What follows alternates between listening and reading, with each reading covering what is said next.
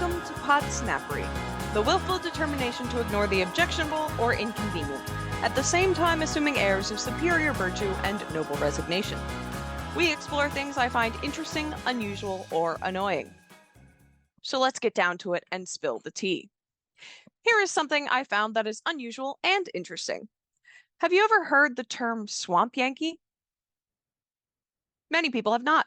It's a pretty regional thing. Although you may have heard it or seen it somewhere before, if you're a fan of our podcast, you probably recognize the name from our credits.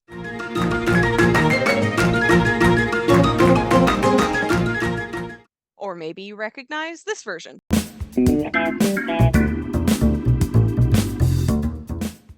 Either way, unless this is your first time watching, it should be somewhat familiar.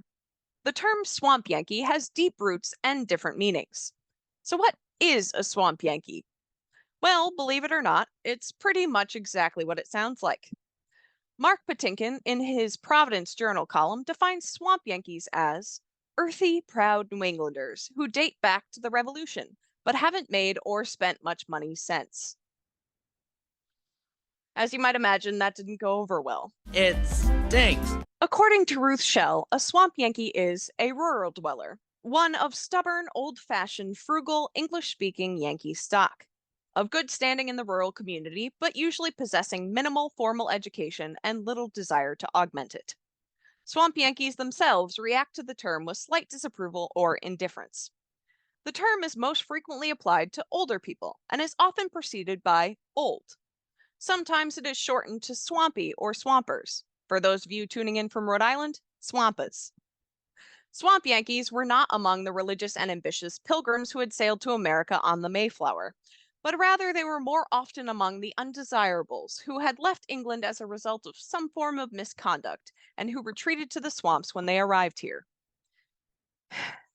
That paints an interesting picture, but I was hungry for more, so I continued digging for quahogs of wisdom.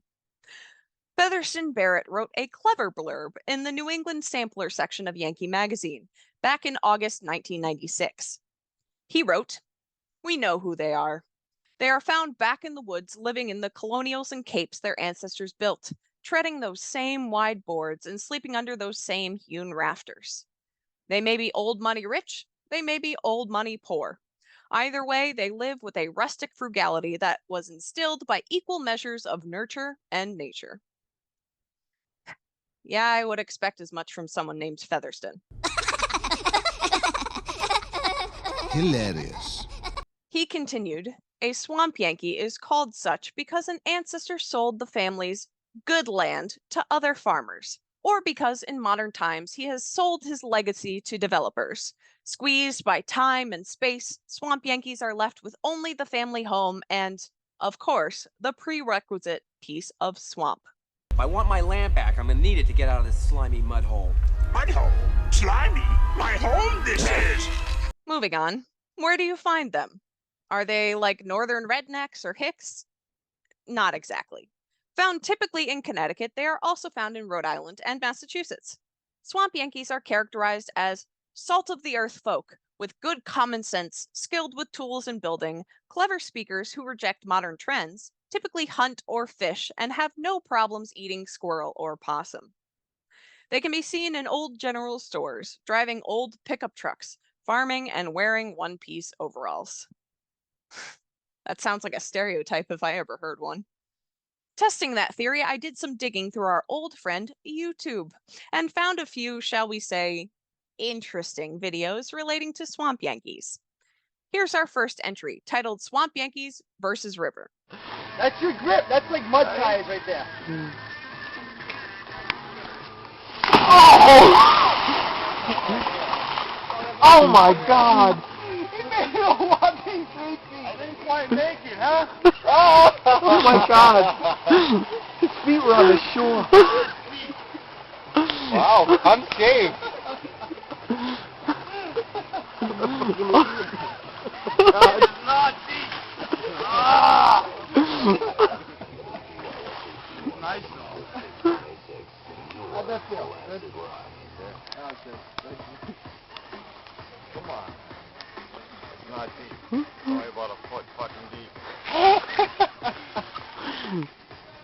Get that on film. Get all this, the pain, the cold, the shrinkage going on now. I didn't fucking make it. Dude, your mouth is bleeding. What? Your mouth is bleeding. Yeah. Is it? I hit bottom. Okay.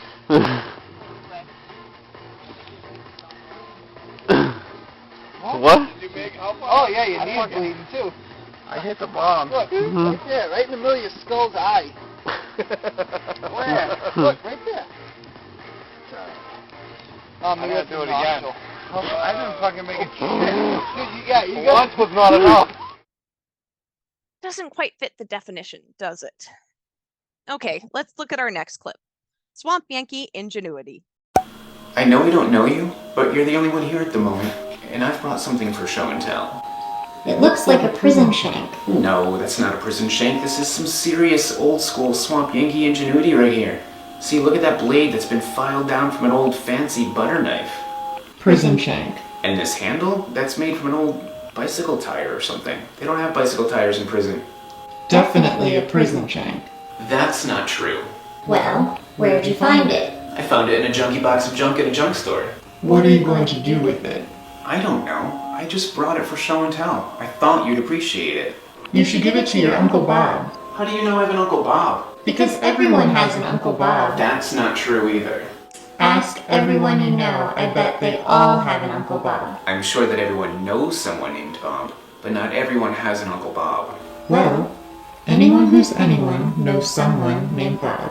Anyone who's anyone knows someone named Bob. Anyone who's anyone knows someone named Bob. Anyone who's anyone knows someone named Bob. Now that's gotta be true. And you should give your Uncle Bob the prison shank. It's not a prison shank. Swamp Yankee ingenuity. And yes, I will give this to my Uncle Bob. I know, I can't unsee it either. Anyway, there are plenty of companies and organizations that are using the name Swamp Yankee. Swamp Yankee Barbecue, who also sells Swamp Yankee barbecue sauce. Swamp Yankee Surveyors. Swamp Yankee Hot Pepper Sauce. Swamp Yankee Records. Swamp Yankee Brewing Company.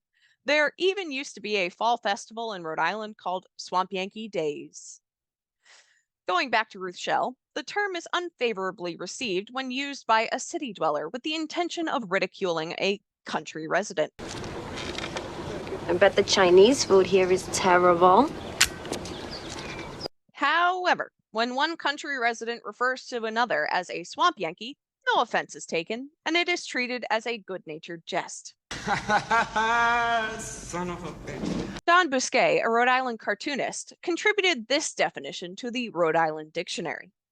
Swamp Yankee, or swampa, a term specific to eastern Connecticut and South County, Rhode Island, used to describe an umpteenth generation farm-bred denizen of that area who is fiercely independent, stubborn, obstinate, and either ignorant or wily, depending upon the prejudice of the source.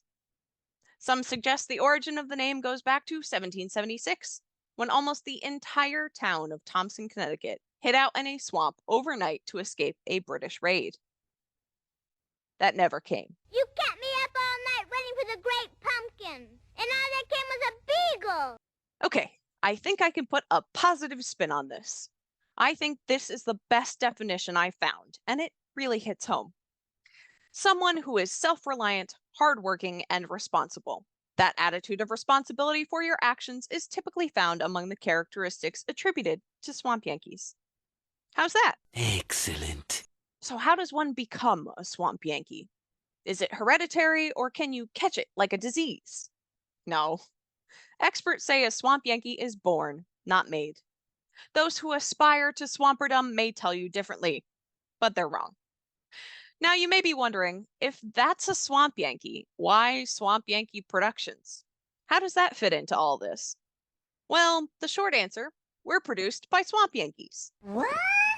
The long answer, well, that's for another episode. So, the willful determination to ignore the objectionable or inconvenient, at the same time assuming airs of superior virtue and noble resignation. That, my friends, is Podsnappery. Thanks for watching. I'm Liz Hill. Remember, we never really grow up. We only learn how to act in public.